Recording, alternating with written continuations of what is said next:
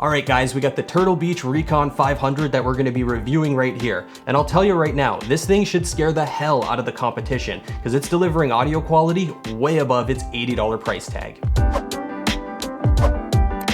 Let's talk about platform support first. This thing's relying on a single 3.5mm audio connector. There's no USB, there's no wireless, there's no batteries to charge up. And because of that, that means it's compatible with anything with a 3.5mm jack. So that's any of the Xbox consoles, any of the PlayStation consoles, Nintendo Switch, the PC, and even mobile devices. One thing I should mention is you will need a splitter cable if you want to use this on the PC. You need to split that single 3.5mm connection into a separate one for sound and for the microphone input. Looking at the build quality, we've got an all plastic build with the only exception being the headband extension. We've got some metal in there, but that's the only part. But they did a really good job taking this plastic build as far as they could in terms of strength and durability. Every part of this design feels rock solid. I don't feel any loose or weak feeling parts anywhere in the build. The connection at the ear cups are well made. I don't feel any play or unwanted movement in there. And I can take this and stretch it right out without feeling like a lack of confidence that it's going to tear in half on me or something like that.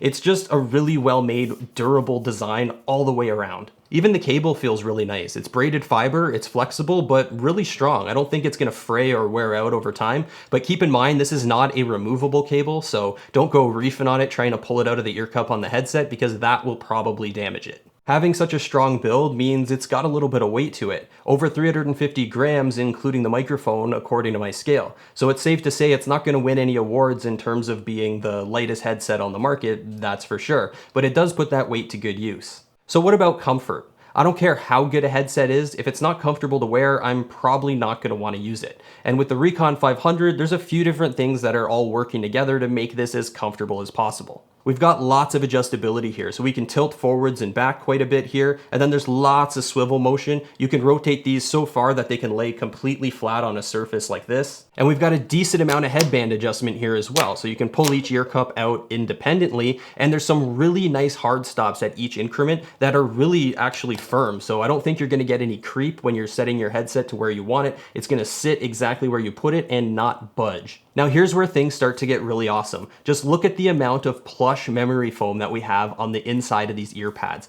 This stuff is so soft that it molds perfectly to the shape of your head, and it makes it super comfortable even if you're wearing a hat and you've got the rim back there behind your ears. And also I would think for people that wear glasses. I personally don't wear glasses, but based on how comfortable and soft these things are, I would think this is one of the better options for anybody that does. We've also got a low to medium clamping force with these, so they're not applying a ton of pressure to the sides of your head. And when you combine that with that super soft and plush memory foam, it's a really comfortable setup. This cloth material is also pretty soft, and I found that it was quite breathable. I never felt like I got overly hot and sweaty, and that's even true after really long, like many hours long gaming sessions. So they stay nice and cool and comfortable even for a long time, which is a pretty huge plus. And they're also completely removable, so you can pull those ear pads right off, clean them up if you need to, or maybe find a replacement somewhere online if you want to change them up. These things are rocking Turtle Beach's brand new 60mm dual Eclipse drivers. And the idea here is you've got a separate chamber controlling the low and the high frequencies, and that's supposed to really bring out more audio detail and produce better overall audio quality compared to a typical driver. It doesn't change the overall frequency response. That's still 20 to 20,000, just like pretty much any headset that you go out and buy these days.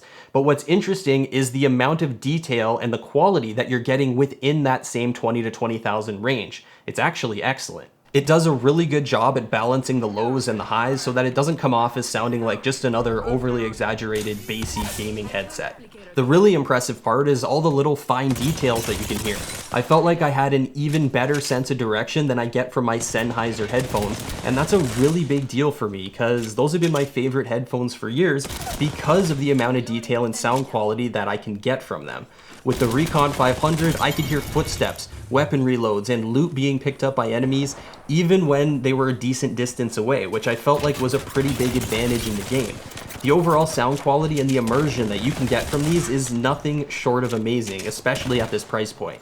And the best part about it is that it's not relying on any special type of software tuning to achieve that. It's just raw audio pumping performance coming from those giant 60mm dual drivers. So far in this review, the Recon 500's easily headed towards being one of the best gaming headsets that I've ever tested. But there's one critical area that we still have to look at, and it's the microphone. We've got a directional noise canceling microphone on here that's fully detachable, so that's a pretty big bonus. I can't stand when headsets come with microphones that aren't detachable, so thank you for putting that on here, Turtle Beach. Now what's interesting here is we've got this mute button right in the middle of the left ear cup.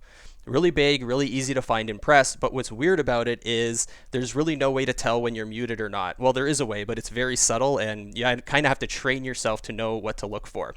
When you're muted, the button sits like a millimeter lower than when you're not muted, if that makes any sense. That's the only way to tell. There's no LED indicators, nothing on this headset. So you basically have to train yourself to go by touch. You feel up there and say, oh, that button's a millimeter lower than before, I must be muted. Other than that, I think everything's pretty good on here. The microphone sounds good, it's clear, sounds better than wireless gaming headsets, which is to be expected because you're hardwired right to your computer or your device. Overall, I think you can get away with this for streaming, definitely for in-game communications, and pretty much whatever else. Turtle Beach set the retail price of the Recon 500 at $80 US. At that price, this thing has no business delivering this type of audio quality, and I seriously mean that. There's a reason that I use a pair of Sennheiser audiophile headphones instead of a designed for gaming type of headset. It's just the audio quality that I can get from that style of headphone is superior to gaming headsets. It's just that simple. But this Recon 500 comes seriously close to being able to match that level of audio quality and performance, closer than any other gaming headset that I've tested. Does that mean I think Turtle Beach made the perfect gaming headset? Not quite, but it's super close. If I had to rate it out of 100, I would give it 98%. There's just two things that just slightly miss the mark for me that keep me from giving it a perfect 100. The first thing is the mute button. I just wish there was a little bit easier of a way to tell when you're muted or not. Seems like a simple thing, but it can be a little bit annoying when you're not recording when you think you are. And then the other thing is the cable. It's a good quality cable, but I found it a little bit short. It's 4 feet long, and that's perfectly fine for gaming on a console when you're plugged into your controller and you're holding onto it right in front of you.